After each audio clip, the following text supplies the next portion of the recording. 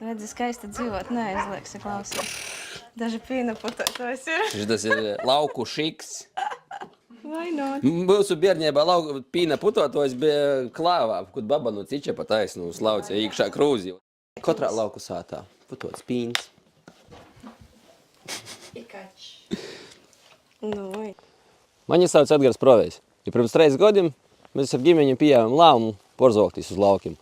Mēs bēgam prom no pilsētas bursmas, Covida, gribējām dorzeņi, brīvību un dabus jau apliek. Bet esam un ģimeņiem noteikti neesam tādi vienīgi.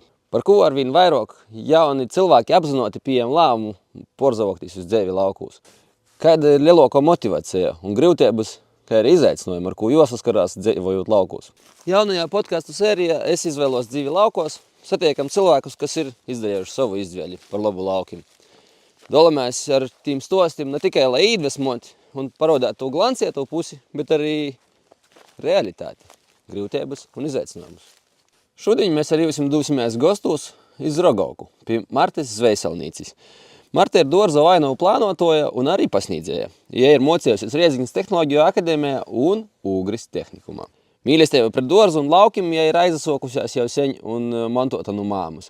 Un šobrīd jos viens no projektiem ir Dainas dārznieku skola, kā arī savas vidas labīkārtošana, tīpat Rogaukā Rēzeknes novadā. Par to visu, bet galvenais par ko mēs tūlīt ar Martu arī izrunāsim. Vasals, mani sauc Martas, bet tas ir Taigers. Čau, Taiger. Kač Taigers klāt arī. Pirms mēs sokam mūsu sarunu, varbūt īskicēji mūsu klausītājiem, kur mēs atcerūnam. Nu tā tad, jūs šobrīd esat Rogaukā, konkrēti vietā, kurai pirms 3 gadiem ir radījis nosaukums Dainas dārznieku skola. Dainas dārznieku skola dzima principā Covid laikā, tad, kad bija visas apmācības online. Un dārzkopības pasniedzēja nebija online par to, ka visi ir no klotīņi. Mana mamma ir pasniedzēja. Un viņa saka, Martiņa, davai laišam online. Es saku, labi, davai. I taim es attaisīju savu uzņēmumu.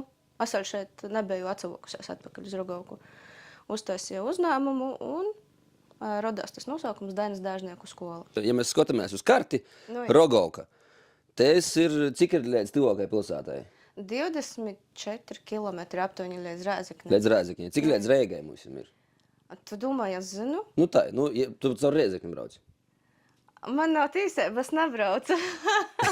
Nu šot tad jau gribīs. Man nav ne jausmas, es atceros. Nu jā, tas ir rupi rēķinot 24 plus vēl 250. Nu tā, rupi rēķinot. Kas Rogauka par cīmu? Kas mums te ir no infrastruktūra? Škola, bērnu dors? Te ir viss.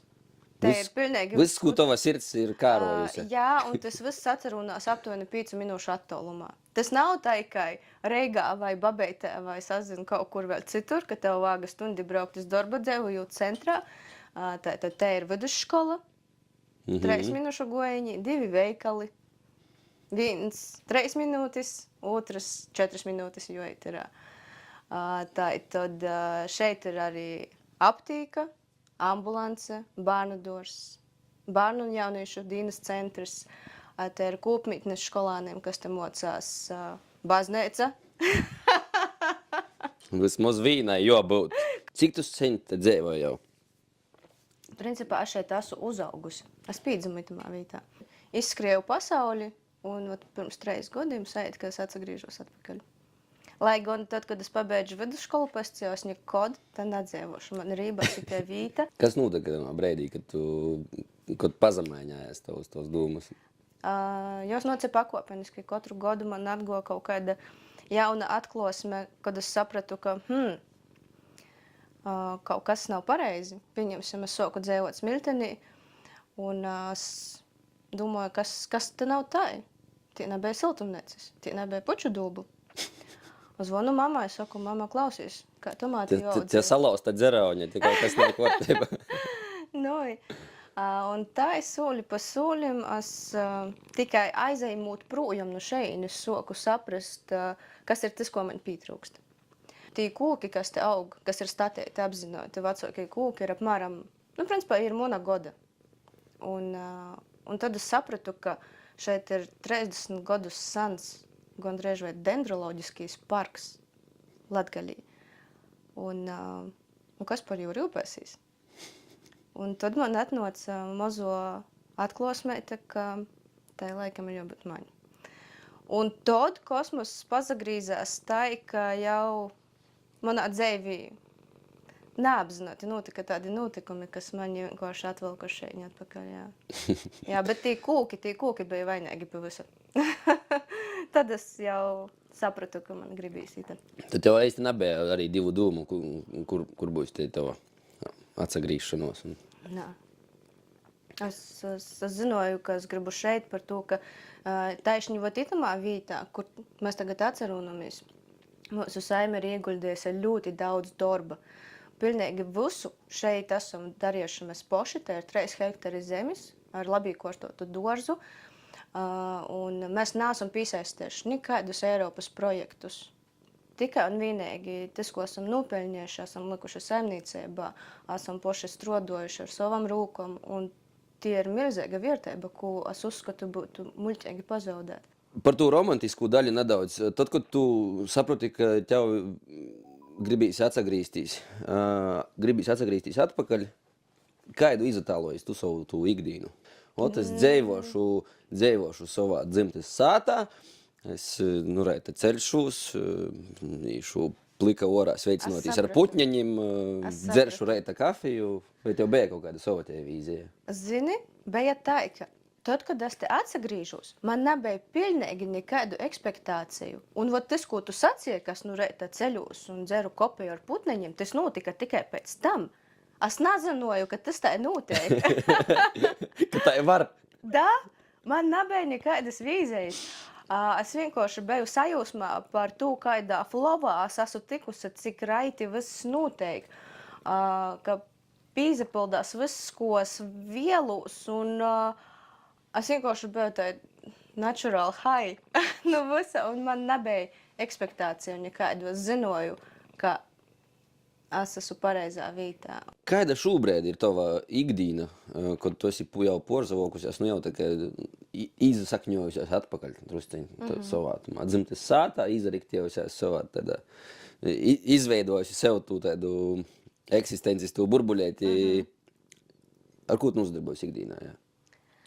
Sāksim ar to, ka es pazemostos tad, kad es gribu. Aptuveni 9 reitā. Tas jau ir lakšarī. Es tev pilnīgi piekrītu. Tad es uztaisu savu kopēju un uzēmu uz balkona dzert ar putneņiem jau kopā. Tad es saprotu, ka, kas man šodien jāizdara, un tad es sāku darāt. Un tad es daru līdz timsai. Tagad tims ir jau 5, tad tagad drusku ilgāk. ir lifehacks, ko es sāku arī izmantot, vienkārši ir pagarinot vai steigot. Kas ir lielākā atšķirība? To, kāda tava dzīve vai ikdīna bija pirms tu vēl atbāgi atpakaļ uz savam dzimtes sātu, salīdzinot ar šobrīd. Taišņi tos darbības, ja tu gribi, nav neko tāda astronomiska savaišoka. Mēs dzīvojam savu dzīvi, nodrošinājam savu eksistenci, daram savus hobijus. Bet vairāk starpība ir attīksmē, kā tu to dari, dēļ kam tu to dari. Par to, ka šobrīd mana motivācija, man nevajag iet kaut kādos kursos, lai man moca, kā sevi motivēt. Par to, ka es zinu, jebkas, ko es izdarīšu, paliks te. Un tas paliks man un manai saimei. Un paliks tieši tik ilgi, kamēr mēs par to rūpēsimies. Un paliks tieši tik daudz, cik mēs te ieliksim. Tieši tā. Tas nekur nepazūs, kamēr tie būs vērtība. Un jau vairāk esi ielicis enerģijas spēka šos darbošanos, tumā vītā jau vērtīgāka, jau paliek. Un tie ir tie starpība, kas mainājās. Man nav jāmeklē motivācija ārpusē, ja ir tieši šeit, kur esmu. Bet par izaicinājumu noteikti, ka dzīvot laukos ir atnes kaut kādu iekšēju atvieglinājumu un kaut kādu sinhronizāciju ar sevi un kaut kādiem dabas procesiem, bet noteikti arī, ka ir papildus izaicinājumi klāt, kas nok. Kādi ir tavi lielākie izaicinājumi dzīvojot laukos? Jā, ļoti labs jautājums. Tad sāksim ar to, ka pirms es atgoju atpakaļ dzīvot uz Rogauku, es nezinu, kā tas bija sagojis, bet es dzīvoju kā tāda ļeļeite, un es pieņemsim, īsti nezināju, cik daudz cilvēks maksāja par elektrību, par to, ka es nekad dzīvī nebiju maksājis elektrības rēķinu. Un tad es sāku mocēties, es sāku studēt, tādi plāni, tagad mēs drēbes mazgājam vakarā, būs vienkārši izdevīgāk, ka kur problēma, vai tu izslēdz mašinu no rīta vai vakarā. Labi, tas tāds bija, varbūt, man tā bija sagojis dzīvī. Bet, tad vēl aizvien ir tas pirmais gads, kad es esmu šeit, viss ir ļoti skaisti, un atīt jau zīmes periods. Tie leņi būs augsti, jo malkas paliek stipri mazāk. Un gribas ziemu apēst. Un tad es izavoju cievos, cik maksāja nopirkt sausu malku zīmā.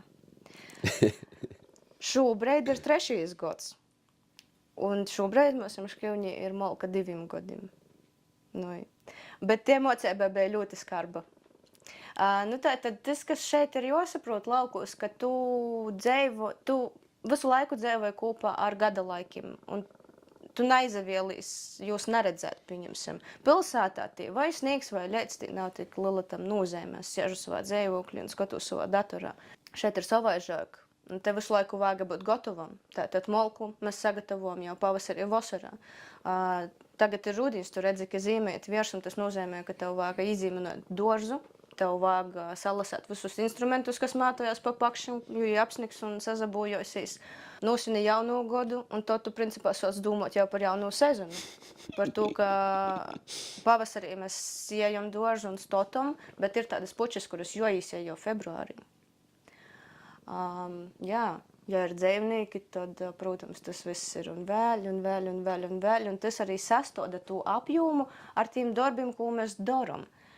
Bet dēļ kā es varu celties, cikos es gribu, par to, ka man neviens nesaka, cikos man vajag aiziet, pabarot manas pēļas. Kas vēl jums ir dzīvīm? Redzi, tad šeit sokās vairs tie ne romantisko puse, bet stratēģijas un plānošanas puse, kā es gribu dzīvot. Tad babam vienmēr bija svāta līta gūvas, kā tā bez gūvas baba vairs pazakustāt nevar, gūvi vāga. Tad, mēs uzreiz sapratam, ka mēs gūvi negribam, mēs negribam arī kaut kādus lilūpus, mēs vajag kaut ko vienkāršāku.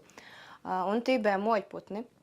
Un sākam mēs ar pēļiem, pēc tam dazavīnojās vistas, un tagad es jau esmu gatava arī tu vistu ganāmpolku drusciņu lulāku uztaisēt. Par to, ka ļoti labi aizgoja. Bet principā tāds mūns sapnis, ko es gribu, tēdzi Reoņi izdarēts, es sev gribu pāvus. Un tu izdomājies, Edgar, tad ir reits, 9 reitās, uztaisu savu kopeju, es izkopu iz balkona, un es skatos lejā dorzā un tī staigoju pāvi ar lielām zaļām māstēm, tādi tur, neskotie bubiņai. Jā, tas ir mans sapnis, bet drusku vāg suņus izpīrēt, būt, ka morā portēsāt jūs sāta par pāvu sātu. Samaņāt lūmas vītam.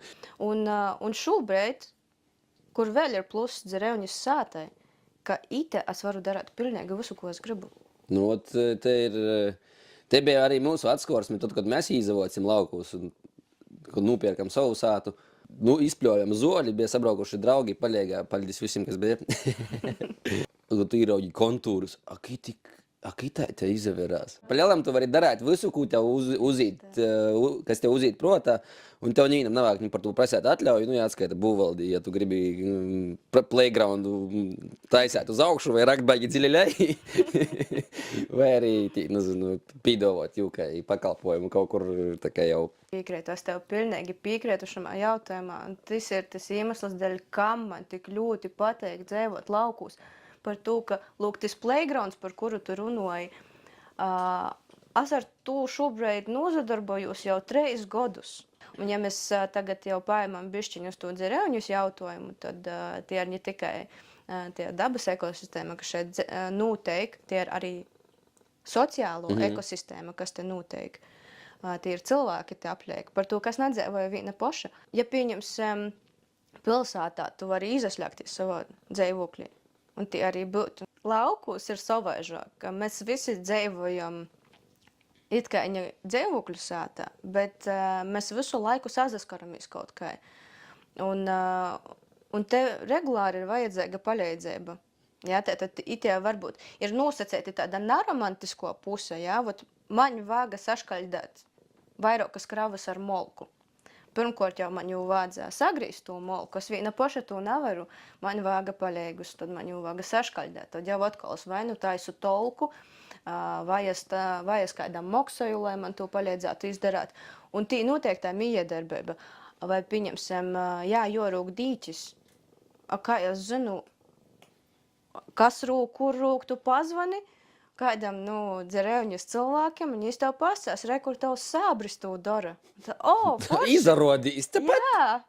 Jā, un tos mīdarbības, jos visu laiku eksistē, un mēs visu laiku viens ar otru sazadarbojamies.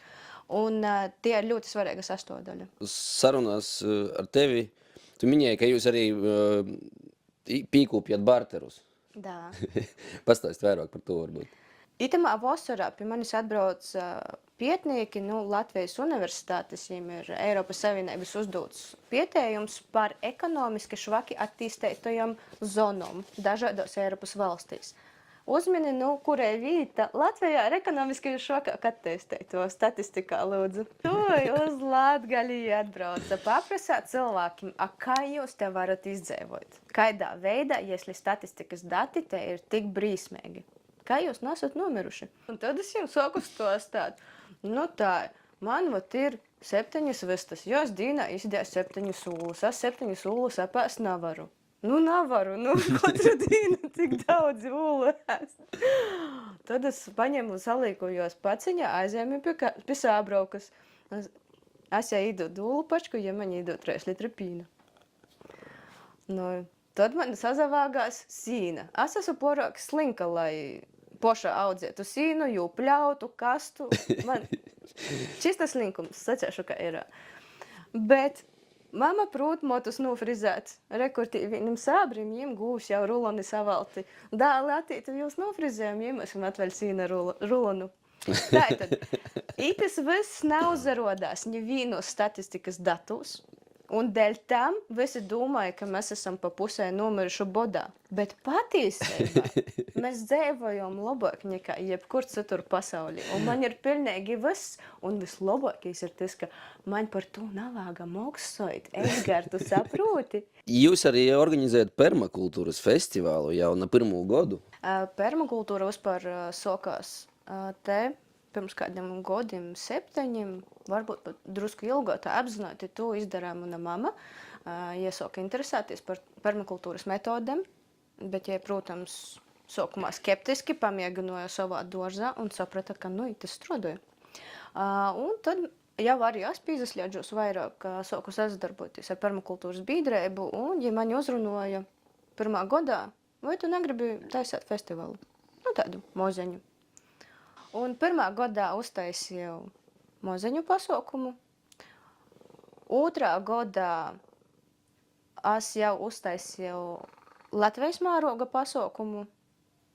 Un 3. gadā man bija Eiropas mēroga pasaukums. 3. bija itē vasaru. Ja es tagad domāju par lauku turismu, tie patiesībā tēma ir diezgan sarežģīta.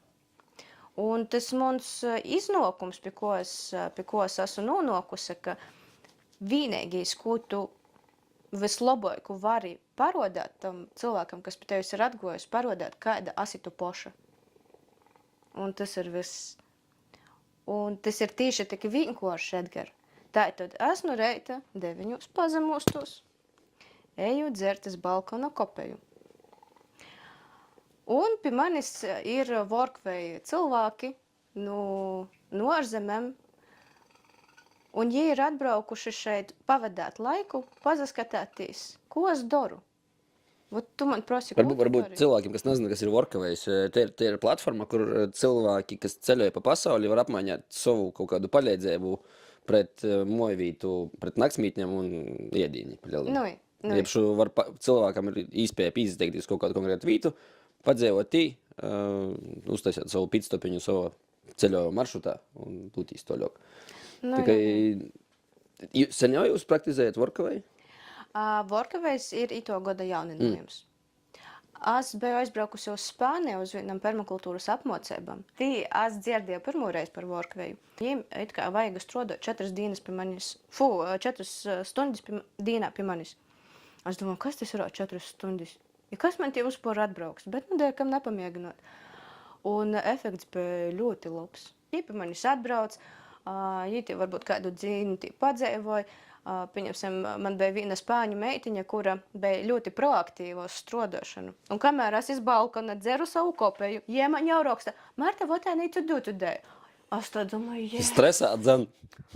Es pašu nesoku niko darāt.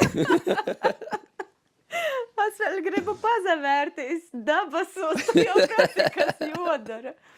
Tā, ka jā, es Workawayu pilnīgi noteikti īsaku visam lauku saimniecībam. Noteikti.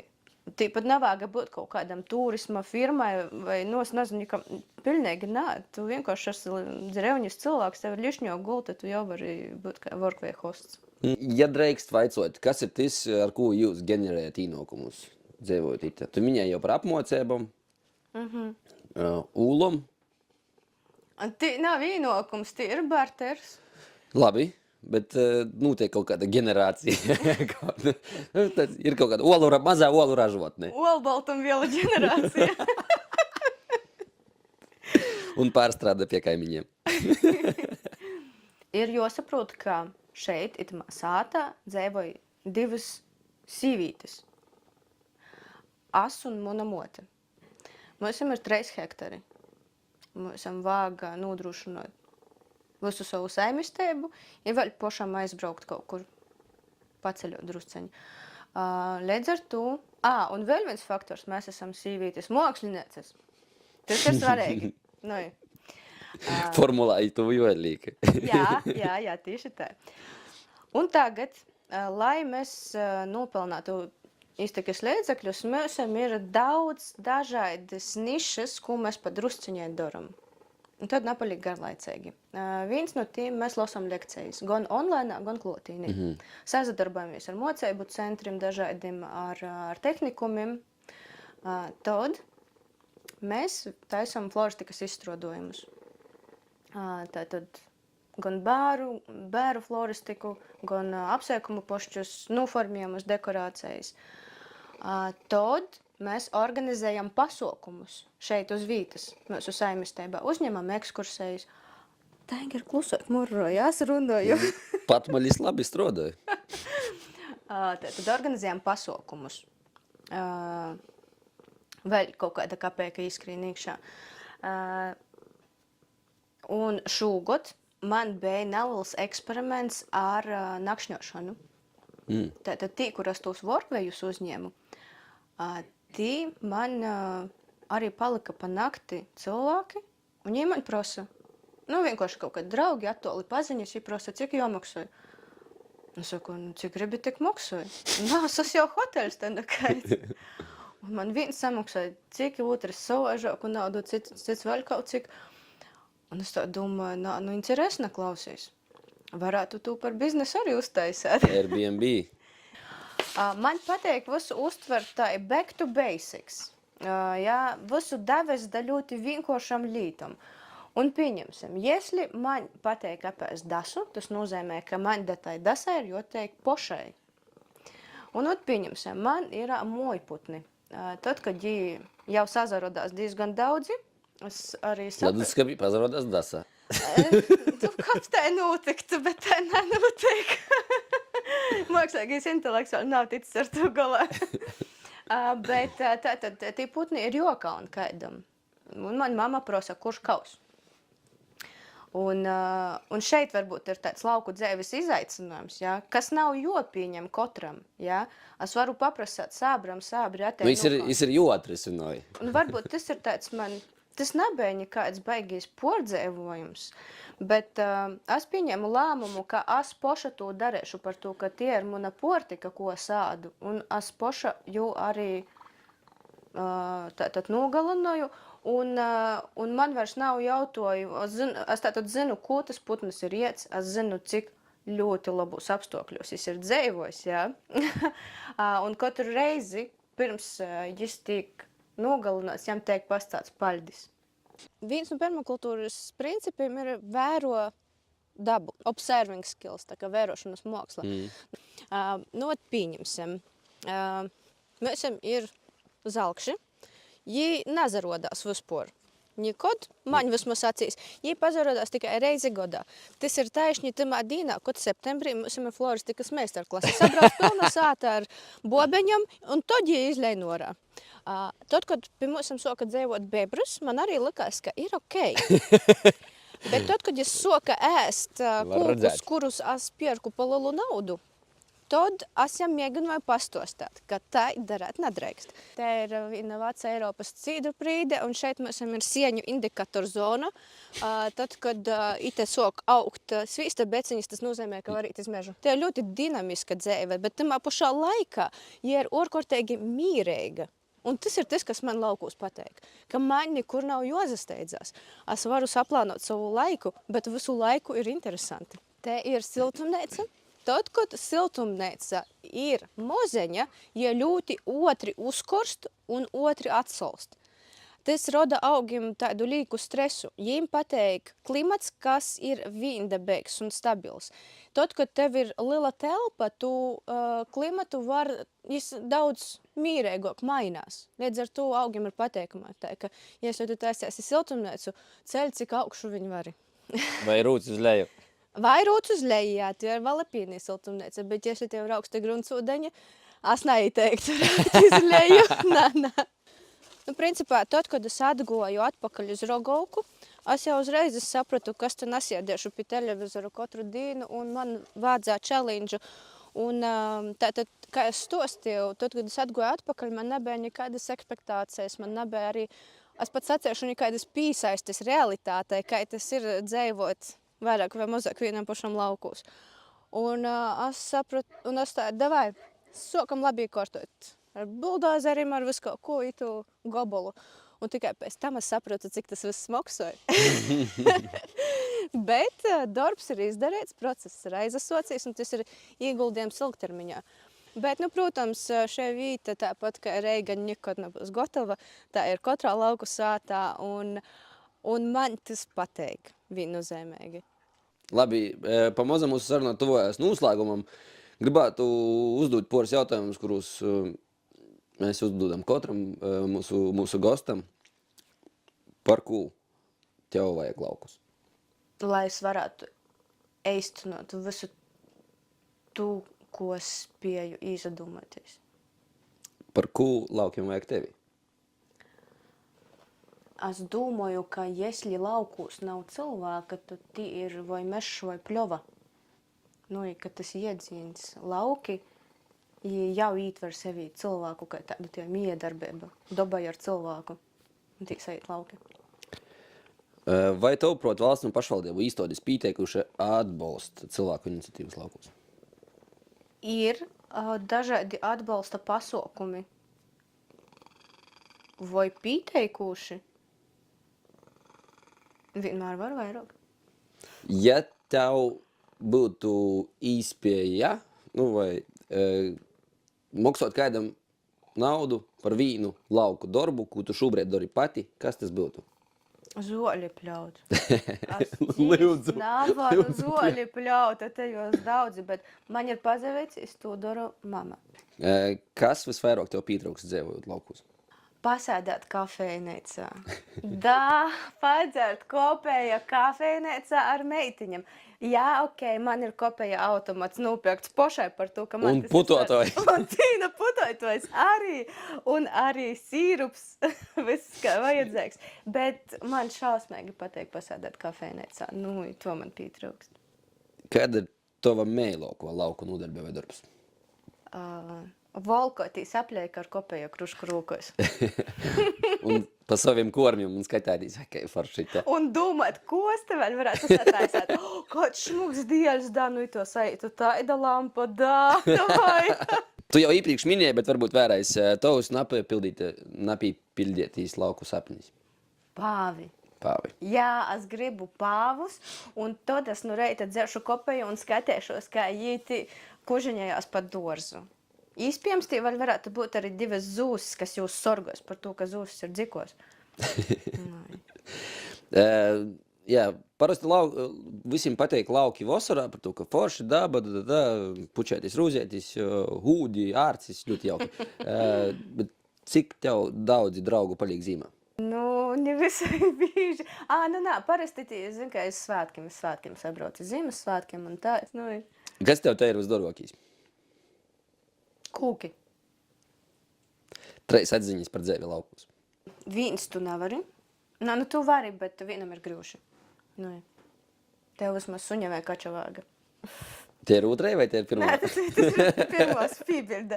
Tad arī suns vai kača skaitās. Tu nāsi viens. Laukos dzēvoja vienkārši cilvēki. Un tas ir jūsu skaistums. Manuprāt, dzēva laukos ir vienkārši luxury lifestyle. Tas, ko tu saki par agroterapiju, tie arī ir bolta patīsība, ka tad, kad tev ir nadīnas, tādas eksistē, jā. Tad, kad visa pasauļa sop, tad arī tu ielādi rūkas zemī, un starp citu, tas ir zinātniski pārbaudās, ka augsnē ir baktērija, kas uzlaboja serotonīna līmeni organismā, un tad tev tā sopēta bišku porīt. Laimēgu ceļu un gaidāšu jūs vēl kaut kad cīmos pa mani.